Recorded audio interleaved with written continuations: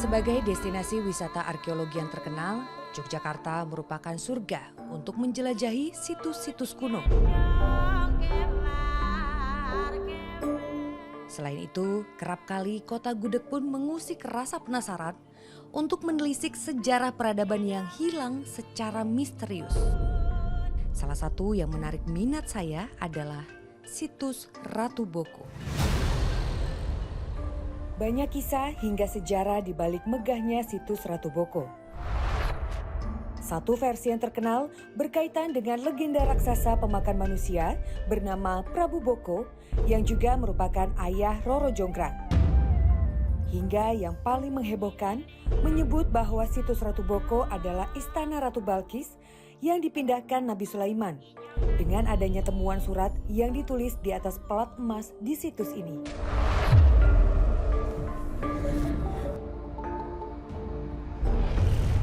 Hingga kini banyak misteri yang belum terungkap di Ratu Boko. Peninggalan siapakah situs ini dan juga tempat apa sebenarnya?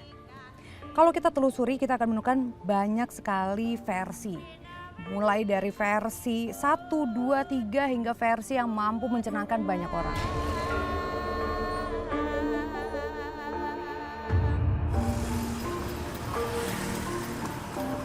Situs ini berada di daerah perbukitan bernama Bukit Boko yang terletak di ketinggian 110 hingga 229 meter di atas permukaan air laut.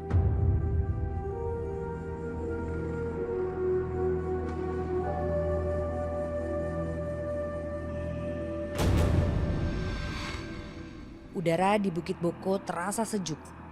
Hamparan rumput hijau dan reruntuhan bangunan pun membuat suasana di sini terkesan sakral. Padahal pada suatu masa di zamannya ada kehidupan di antara puing-puing batuan tersebut. Meskipun begitu, riwayat pendirian hingga penggunaan bangunannya masih mengundang tanya.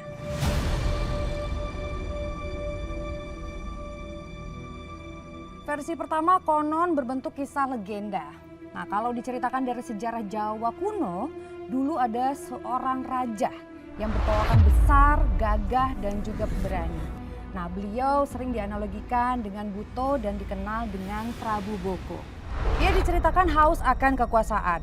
Meskipun kerajaannya ini di bawah kekuasaan kerajaan Pengging, namun ia kerap kali melakukan pemberontakan demi merebut kerajaan tersebut. Bersama patihnya Gupolo, Prabu Boko melakukan perang terbuka yang memakan banyak korban jiwa. Melihat kejinya pasukan Prabu Boko, Raja Pengging yaitu Prabu Damar Moyo pun mengutus anaknya Bandung Bondowoso untuk menumpas mereka. Hingga akhirnya Prabu Boko tewas di tangan Bandung Bondowoso. Mengetahui Prabu Boko tewas, Patih Gupolo melarikan diri dan kembali ke istana Ratu Boko. Disinilah Bandung Bondowoso bertemu dengan putri Prabu Boko yang cantik mempesona, yaitu Roro Jonggrang, dan berniat mempersuntingnya sebagai permaisuri. Demi menghindari hal yang tidak diinginkan, ia pun menolak halus dengan memberi syarat yang mustahil terwujud. Syaratnya adalah membangun sumur Jalatunda dan 1000 candi dalam 1 malam.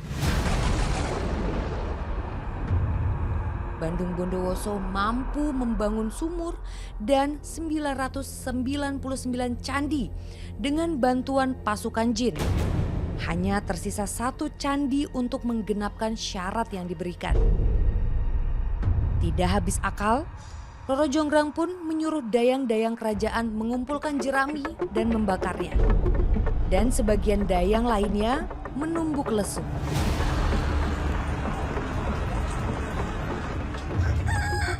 Pasukan jin pun lari tunggang langgang berhamburan karena takut dihanguskan oleh matahari. Tersadar bahwa ia diperdaya Roro Jonggrang, Bandung Bondowoso pun marah besar dan mengutuk hingga menjadikan sang calon permaisurinya sebagai candi ke-1000. Konon, dari kisah itu, situs yang saya datangi ini dianggap sebagai istana Prabu Boko sekaligus tempat tinggal Roro Jonggrang. Sementara itu, 999 candi yang sudah dibangun kini dikenal sebagai Candi Sewu.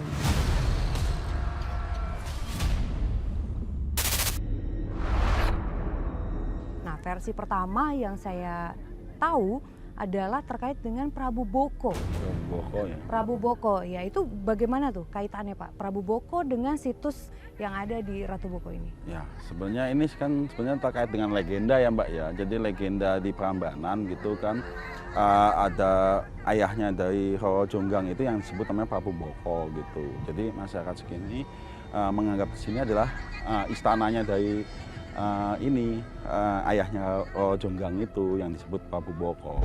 Tapi ya gini, pada tahun 1790-an itu di sini itu dulu ada seorang Belanda ya yang membuka perkebunan gitu kan yang disebut namanya Boyhok gitu. Boyhok itu mungkin menurut lidah orang Jawa itu mengatakan itu Boko gitu. Jadi kemungkinan besar ya kami menganggap bahwa legenda Boko itu dari kata Boyhok.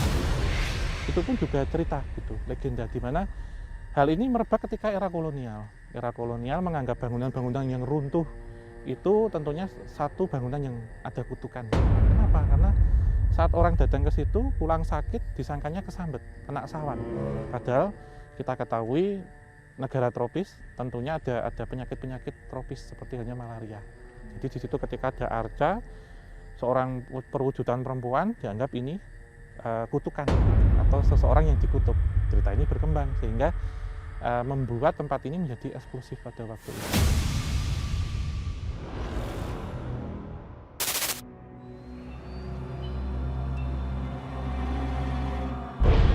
Sekarang kita masuk ke versi kedua. Konon kabarnya situs Ratu Boko ini dulunya merupakan istana Ratu Balkis atau Ratu Saba. Kala itu negeri Saba terkenal sebagai negeri yang kaya dengan potensi alamnya. Di bawah kepemimpinan Ratu Balkis, rakyat negeri Saba hidup sejahtera. Namun, ketika itu Ratu Balkis dan rakyatnya masih menyembah matahari dan bersujud pada sesama manusia. Kabar mengenai Ratu Balkis dan rakyatnya yang masih menyembah matahari itu kemudian disampaikan oleh burung hudhud kepada Nabi Sulaiman. Mendengar hal tersebut, Nabi Sulaiman pun mengirimkan surat kepada Ratu Balkis yang bertujuan mengajaknya agar tidak sombong dan menjauhi sifat syirik, hingga memintanya menyembah hanya kepada Allah Subhanahu wa Ta'ala. Ratu Balkis pun mengadakan pertemuan dengan para penasehat dan pembesar di kerajaannya, sehubungan dengan datangnya surat dari Nabi Sulaiman. Ratu Balkis kemudian mengirimkan utusan untuk membawakan hadiah kepada Nabi Sulaiman. Namun tidak diduga, Nabi Sulaiman menolak pemberian darinya. Karena menurutnya, karunia yang diberikan Allah jauh lebih besar ketimbang pemberian manusia. Setelah itu, Nabi Sulaiman dengan bantuan seorang ahli kitab yang sakti mencoba membuktikan ucapannya dengan memindahkan singgasana Ratu Balkis bahkan sebelum Nabi Sulaiman berkedip. Ratu Balkis pun takjub dan langsung menunjukkan ketauhidannya dan mengakui kenabian Nabi Sulaiman. Lalu apa hubungannya dengan situs Ratu Boko? Seorang ahli matematika Islam, Kiai Haji Fahmi Basya, percaya bahwa situs Ratu Boko ini dulunya adalah istana Ratu Balkis yang dipindahkan ke Candi Borobudur. Dan kalau kita melihat memang ini sisa-sisa bangunannya sudah tidak lengkap, seolah-olah seperti sudah dipindahkan ke tempat lain.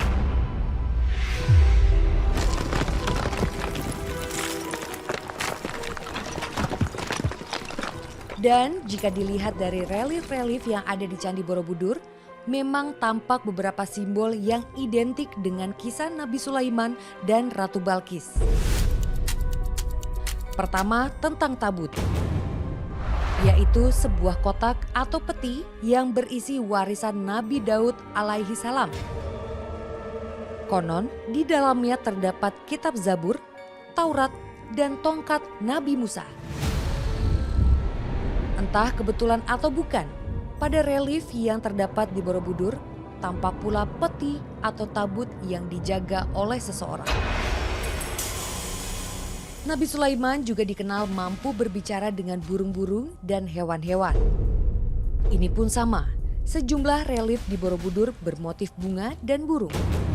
Ada juga relief hewan seperti gajah, kuda, anjing, monyet, dan lain sebagainya.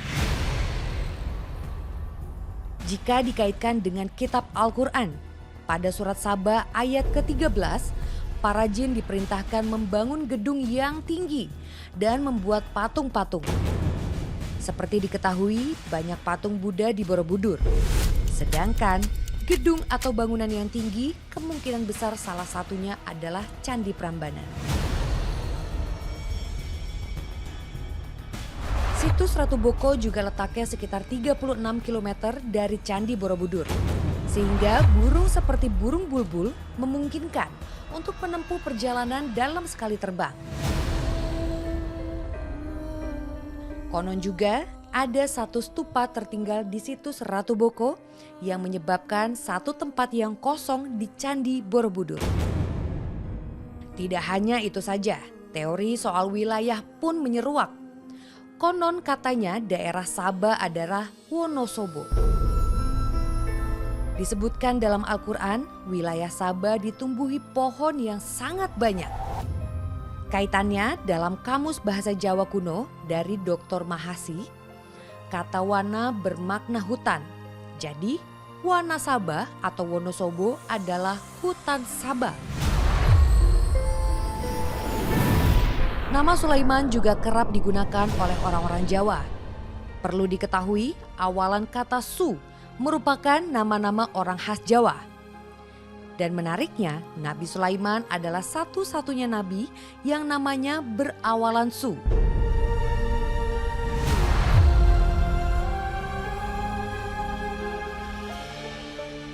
Ada pula daerah di mana situs Ratu Boko berada, terdapat nama-nama yang mirip Nabi Sulaiman. Sebut saja seperti Kabupaten Sleman, Kecamatan Salaman, dan juga Desa Salam. Ya, ini kita lihat dari timeline waktunya ya. Jika di sini di abad ke-7 ke-8, tentunya kisah dari Nabi ya, Nabi Sulaiman ataupun Ratu Balkis itu cukup jauh, Mas. Cukup jauh sekali gitu ya, rentan waktunya dan lokasinya pun juga cukup jauh gitu. Kalau kemudian juga dikaitkan dengan nama Sulaiman, kemudian dengan Sulaiman, ini kan hanya toponim saja. Jadi menurut saya cocokologi lebih tepatnya.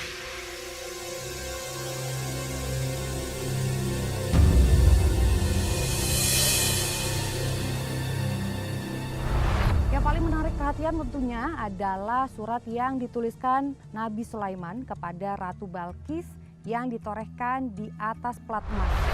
Konon katanya surat tersebut ditemukan di salah satu kolam yang ada di situs Ratu Boko. Sebenarnya ada bukan plakat emas tapi lempengan emas kayak kertas gitu ya, ukurannya sekitar 12 kali 3 cm. Itu ditemukan pada saat pemugaran candi ini Gapura kedua itu. Nah itu ketika digali. Berarti bukan di kolam ya? Bukan di kolam, tapi di Gapura itu ada ukurannya 12 kali 3 cm. Di situ ada tulisannya huruf Jawa kuno. Ternyata pakai bahasa Jawa kuno. Jawa kuno, bukan bahasa Arab atau bahasa Aram ya semasa Nabi Sulaiman ya. Gitu ya, gitu. Tulisannya pun huruf Jawa kuno yang berasal dari sekitar abad ke-9 Masehi. Ini apa ya? Sebenarnya kalau menurut kita arkeolog gitu itu sama sekali bukan istana Ratu Bilqis.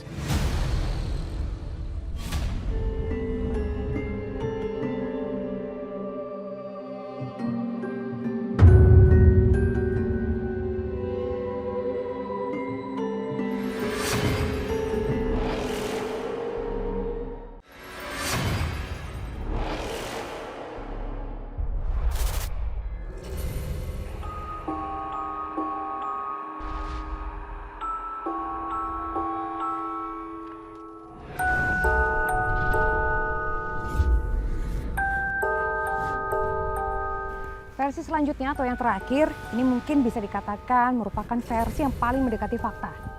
Pasalnya, riwayat penggunaan dan juga pembangunan situs Ratu Boko ini dapat dilihat dari isi sejumlah prasasti yang ditemukan di situs ini.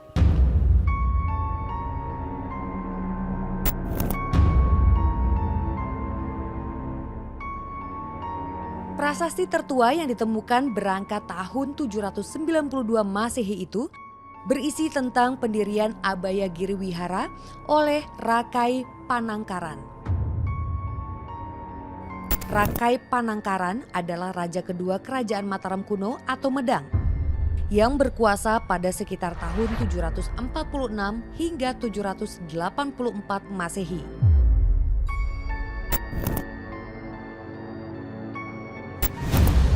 Berdasarkan struktur bangunan dan prasasti, para sejarawan berpendapat bahwa semula kompleks bangunan di Boko merupakan wihara untuk para biksu Buddha.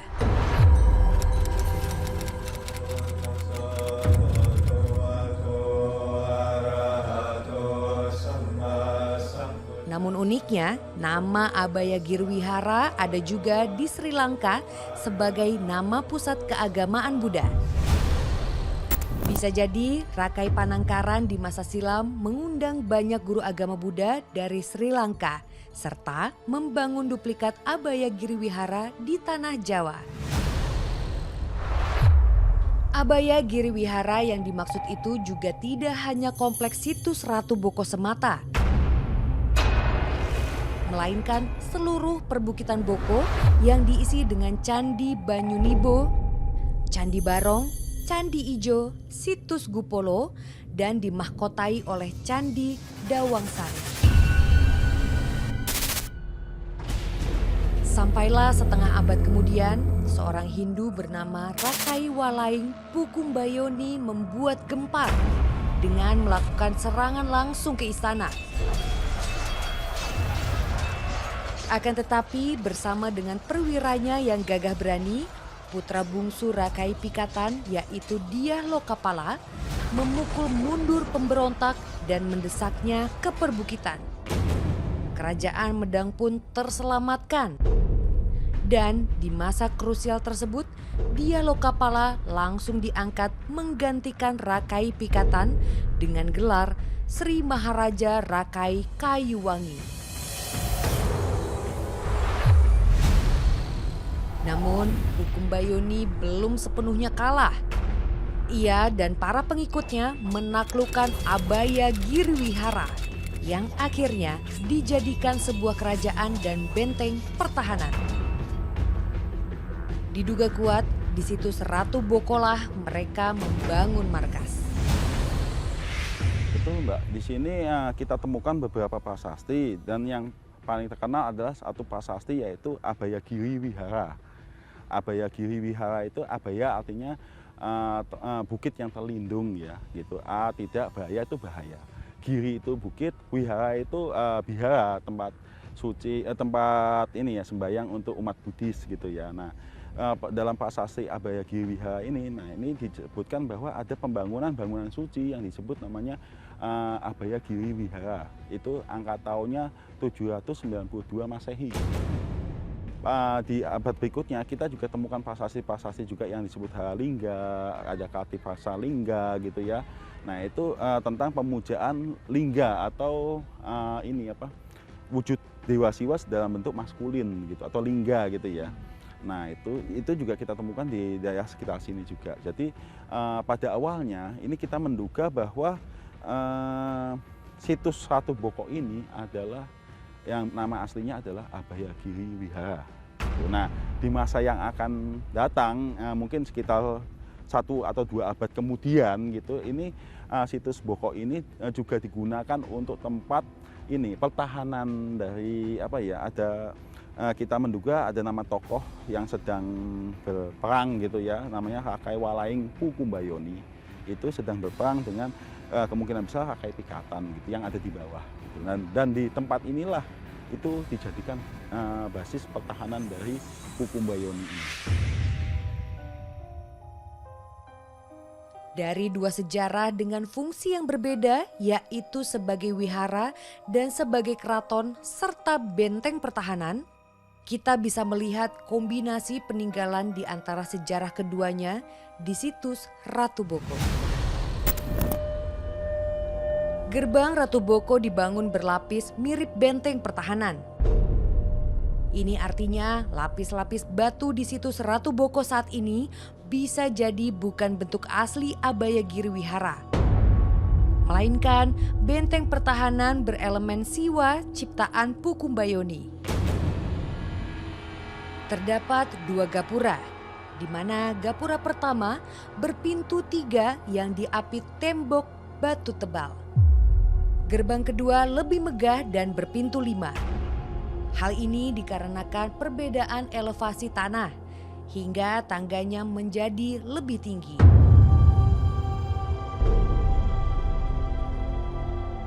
Seluruh lereng bawah bukit pun terlihat dari gerbang kedua ini.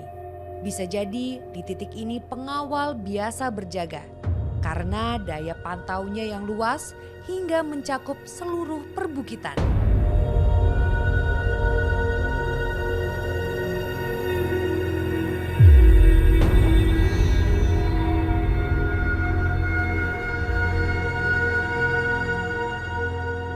Memasuki Candi Pembakaran, tangganya cukup tinggi karena candinya pun cukup besar.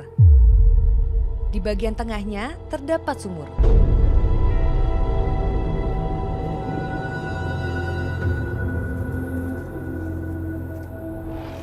Di sumur ini pernah ditemukan abu, yang diduga merupakan abu jenazah hingga masyarakat menamainya Candi Pembakaran.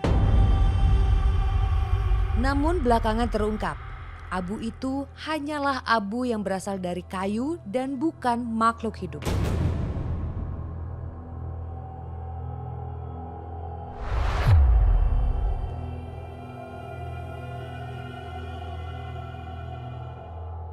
Di sebelah Candi Pembakaran ada kolam air, di mana tampak bekas struktur artistik kuno mengelilingi kolam ini.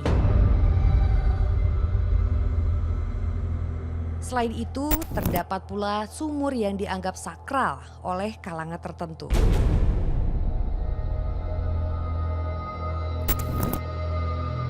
Ini adalah tempat berkumpul sebelum menghadap raja.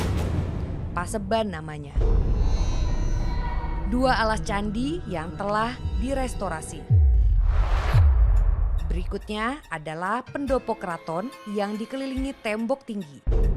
Diduga disinilah tempatnya menghadap raja.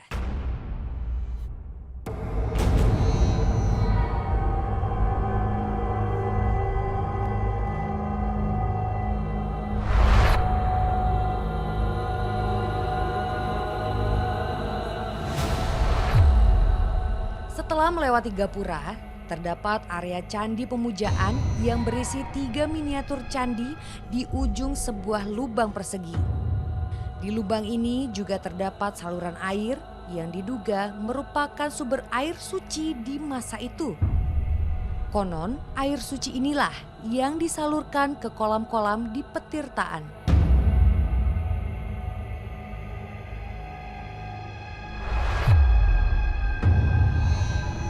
Inilah area Petirtaan yang berada tepat di bagian kolam selatan. Sebelum menuju ke Petirtaan, saya pun melewati lorong panjang yang menakjubkan, seolah berjalan menembus waktu di masa itu. Dan akhirnya saya sampai di area kolam yang sangat luar biasa. Total ada 27 kolam, di mana di antara kolam ini saling terhubung. Ada dugaan kolam-kolam ini sebagai tada hujan. Namun ada juga yang bilang untuk keperluan ritual. Berbeda dengan kolam yang ada di bagian selatan, kolam yang ada di bagian utara ini memiliki gapura lengkap dengan kirti muka khas Hindu. Dan di bagian utara ini pun memiliki 7 kolam yang berbentuk persegi dengan kedalaman yang berbeda-beda. Mulai dari setengah meter hingga 5 meter. Dulunya ini diduga digunakan sebagai pemandian. Tidak jauh dari sini juga ada Keputren yang memiliki 2 struktur.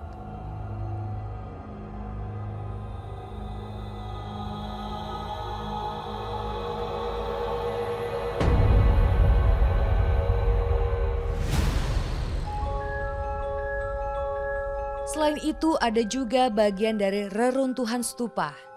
Ini merupakan susunan Anda dan Yasti yang menjadi candi khas agama Buddha. Namun bisa jadi kemungkinan besar dihancurkan pada masa Pukumbayoni berkuasa.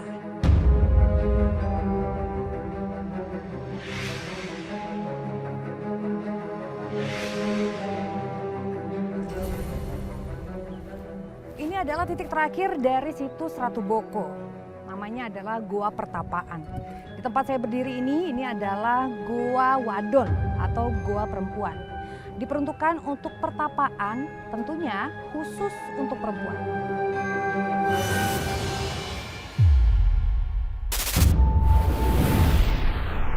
Yang satu ini adalah Goa Lanang atau Goa Laki-laki. Seperti namanya, goa ini diperuntukkan sebagai tempat pertapaan bagi laki-laki.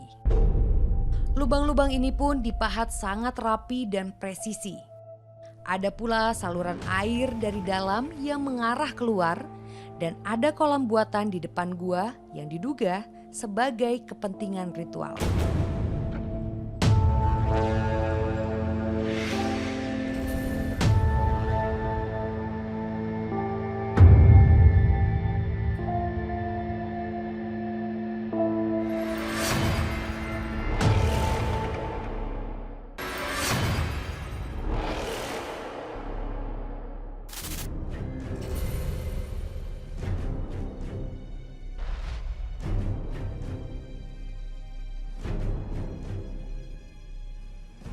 Setelah melakukan penelusuran dan juga memikirkan semua versinya, saya sampai pada kesimpulan.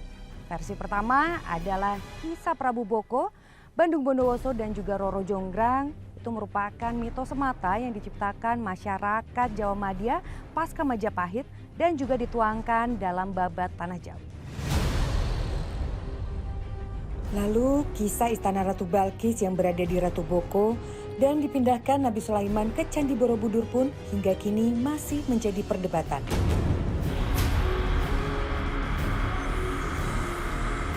Dan versi terakhir yang menyebutkan situs Ratu Boko sebagai tempat Abaya Girwihara dan Keraton Rakai Walaing Pukumbayoni merupakan versi yang paling mendekati kebenaran.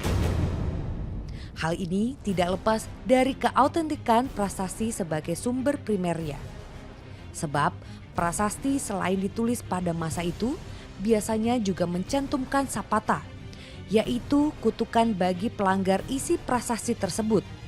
Sapata sangatlah menakutkan bagi banyak orang pada saat itu, sehingga kecil kemungkinan ada yang berani memalsukan suatu prasasti.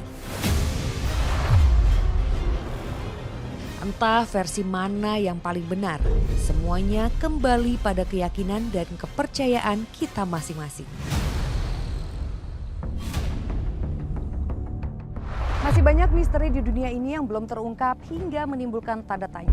Ada yang sedikit tersingkap, namun banyak pula yang masih belum terpecahkan. Saya Aisyah Gray, sampai jumpa di episode selanjutnya.